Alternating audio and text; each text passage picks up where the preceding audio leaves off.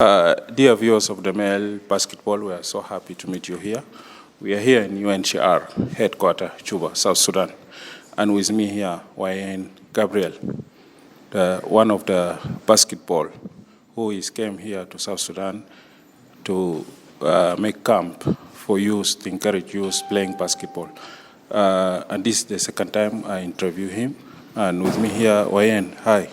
How are you doing today? I'm good. Thank you. Appreciate it. Okay, it's nice to meet you, and welcome again. Thank you. Appreciate it. Okay. Tell us, now you have like a complete week in South Sudan, how it was? Well, this week has been really eventful. I mean, it was really emotional for me.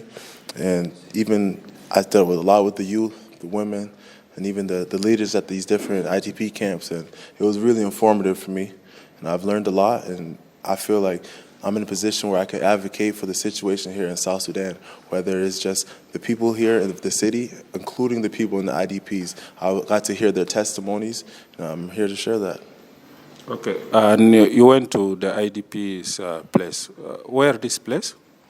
I went to the Mangala camp, and I went to IDP 3 camp here in Juba. And how you found the situation there? The situation is really hard. I mean, the people here are struggling. In Mangala, there's 43,000 displaced people internally, not by choice. This is by natural disasters and flooding, and a lot of people had to flee their homes, and they come here and looking for a better way of life. They're struggling with food, water, very lot of sanitation, insecurity, different things where people take for granted around the world, and they open my eyes. And I think I wanted to share that with different people. And also, mental health and different things are more prevalent in these areas. Even sport, they can't play basketball. A lot of people are forced to only play one sport because they don't have the necessary things required to play the sports. And even soccer, where people universally play everywhere, they cannot play soccer. They don't have uniforms. They don't have flags for referees, whistles, not enough basketballs. And then the floor is not level. It's hard to play with the dimensions. And then they can't even play basketball. There's people tall as I am. There's tall people that can't play basketball. They can't tap into their own talent. They cannot dribble the ball. There's no court. They can't shoot the ball. There's no hoop to shoot in. But they still watch, and they welcome me in as a home star. And they looked at me like, brother, a child of the same land as them. And I come over here, I see different children, I look in their eyes, and I remember I looked the exact same way as them. So it felt me in my heart, and I got to speak to them directly. I go to the schools, they don't have paper to write on. They're lacking many different things that you need, a table, and they're just sitting in the classroom with just a plastic chair. And there's a chalkboard, and it might not even be a real chalkboard. And they're just trying to teach and do the best that they can. Even the teachers need more training. The referees need training. The people who are going to teach them the sport need their own training and different.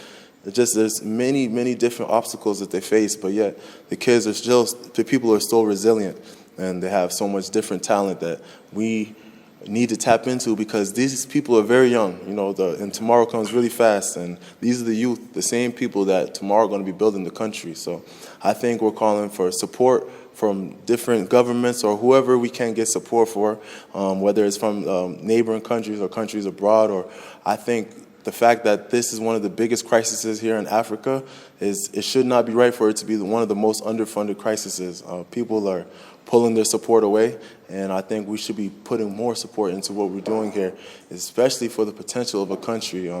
Such a green land, a beautiful land, yeah. And we have people crowded into small areas trying to survive, living on top of each other. It's very much sanitary issues where people, if they were living outside freely, they would be able to go grow their own food, build their own thing, have a village, different things where fighting and different things need people displaced. Mangala, a lot of people there are displaced because of natural disasters. That's not by choice.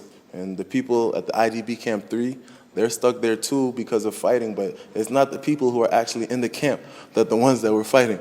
We have the many kids in the camp, many women there. The women are trying to carry the load by themselves. They're trying to do everything for themselves. They're trying to take care of the kids. They're trying to feed the kids and do everything by themselves. They're not getting support. So here I am trying to advocate for them. They don't have a voice. They don't have technology. They can't just show you how they're living. We're around the world. We living so ignorant to how they're living here. Okay. And what is the number of those IDPs there in Mangala? Mangala is over 43,000 people in Mangala. Okay. Mm-hmm. And now, what is your idea a son of this South Sudan, to help people to be like you or to practice sport by professional way? What is your idea? Well, for people myself, if you're getting specific, there's many people like myself who play sports abroad, and we don't know that it's safe for us to come home. And also, more than just being safe, we need to come home so we can see for ourselves. And a lot of these other countries, we're outsiders, and when you come over here, you'll actually feel how it is to be here at home, to be a child of the land, and they will embrace you.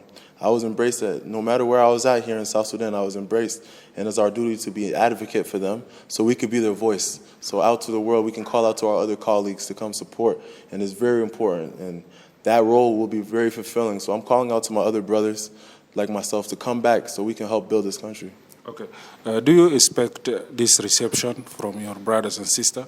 Since day one you came in the airport and during the camp and during the event here in basketball court? I mean, I came here, I didn't come with many expectations. I just come here with an open mind. I just come to do what I can. You know, I knew I was able to make a camp and where I can share the joy that basketball brings to me. I want to share it with our country. I wanted to connect our country, and I think sports is a very good way we can do that. And people love to play different sports, you know. They want to play soccer, they want to play volleyball, boxing, rugby, any sport that they want to play that will bring happiness to them and change the narrative from the negative to positive. And a lot of people, if you're living in the negative every day, it was going to bring more negative. So I think positive thing about sport is now even our national team, and it brings pride to our country. You know, the young people, they look up and they see, okay, we have some type of identity. So even if we had our own league in this country, or even we have more schools, you know, a lot of people go to school up through maybe primary school. Now, why should I go to school if there's no funding? I cannot go to the next level after that. You know, they struggle to find more purpose for why they're going to school. And not obviously everyone could be a doctor, lawyer. Not everyone could go to MBA. But even to have different skills like farming and different vocational skills, a vocational school, and learn skills that they can do with their hands, because a lot of people living in these camps, they cannot have jobs. There's no jobs there. And even in the city, it's hard for them. So at least for them to use their hands so they can build different things to help build the country, I think it's important. Okay. During your visit to South Sudan here, you met many stakeholders from the government, ministries, from those academies, basketball. What is their idea to be together with you for development this basketball?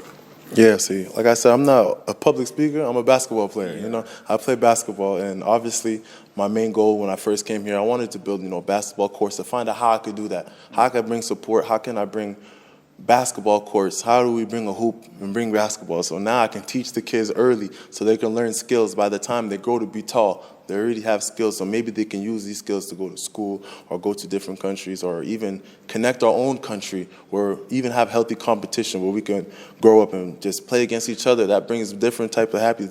The happiness sports bring, the positive energy it brings, is important for me to invest in. But while I came here to do this, it brought different things. I learned different things that they needed.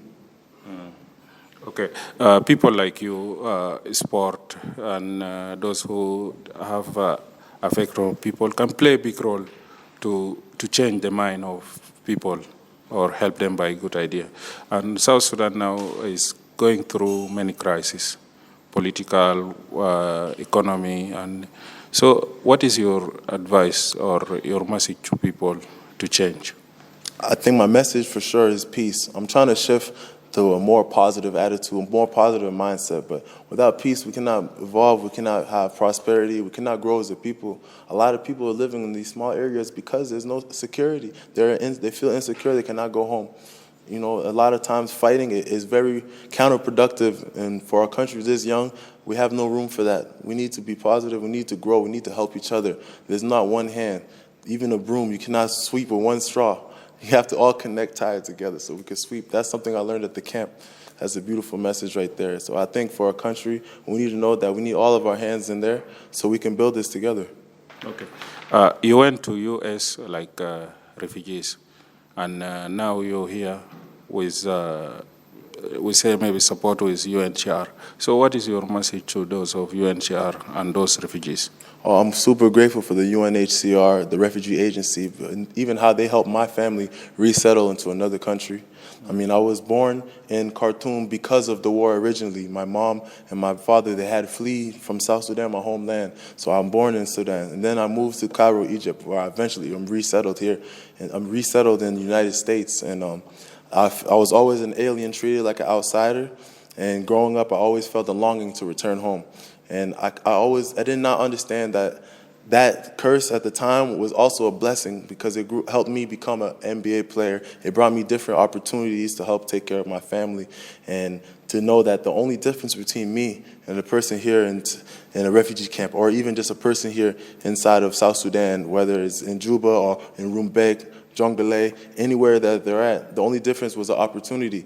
So that is one thing that I'm grateful for the UNHCR, the refugee agency, that helped bring us opportunities, and the way my mother instilled different things into me that helped me learn how to work hard, helped me be resilient, and continue to fight to get me to where I am today. I want to share these different things to my people and my brothers here of the land. How many of you in this basketball field there in U.S., those who reach NBA, how many of you? I think that right now, currently, remember. I mean, currently, I think there's maybe 4 or 5 in the NBA itself, but there's more in the G League or more just coming in now. And then college, there's many, and there's many in high school too. So there's a lot of potential that are continue to grow. And whether today it might be 4, tomorrow it could be 10, it could be 15 later on in the future. And if we continue to invest, it become many more. So I think even if you're not from South Sudan, I have different colleagues that I know believe in my vision, believe in my country, and what type of people that we are, and or even just good humans that would want to help and put their hand here. And we need to have a voice so we can speak for what is going on over here. Okay. What is your next programs from today? Tomorrow I'm leaving. I'm going to return to my hometown, Rumbek. Hopefully I can meet the governor when I get there. And I know my first mission, I want to build a basketball court there. I'm going to find out exactly what it takes to do that and to tap in with the Giants up in Rumbek. And to continue when I go back home after this is to gather and so we can get as much support as we can and come up with a better plan on how we can attack this and how we can become something that is sustainable into the future and how we consistently help each other, help the country. Okay. And at the end, we want to thank you and we hope we meet again. All right, thank you. I appreciate you so much. Dear viewers of the Mail, by this short interview, we want to thank you. And we did this interview with Wenyen Gabriel, the NBA basketball, who's originally from South Sudan, and he came here to his home to help in basketball camps. Thank you very much.